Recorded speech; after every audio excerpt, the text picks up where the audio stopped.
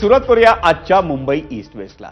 मंडळी, मुंबई आणि आसपासची सारी महानगर आता सज्ज झाली आहेत ती महाराष्ट्राचा सर्वात मोठा सण असलेल्या गणेशोत्सव साजरा करण्यासाठी। राज्य शासनाने यंदा गणेशोत्सवाला राज्योत्सवाचा दर्जा दिलाय, त्यामुळे साहजिकच कौटुंबिक, सार्वजनिक आणि शासकीय पातळीवरही यंदा गणेशोत्सवाची मोठी धूम आहे।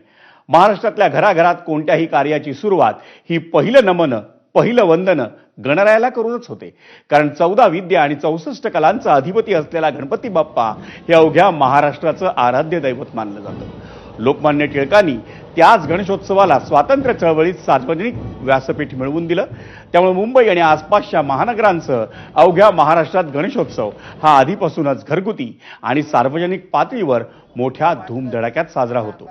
पण स्थानिक स्वराज्य संस्थांच्या आगामी निवडणुकीच्या पार्श्वभूमीवर महायुती सरकारनं या गणेशोत्सवाला राज्योत्सवाचं व्यासपीठ मिळवून दिलंय, त्यामुळे यंदाचा गणेशोत्सव ही राजकीय नेते आणि त्यांच्या राजकीय पक्षांसाठी मेगा इव्हेंट देखील असणार आहे।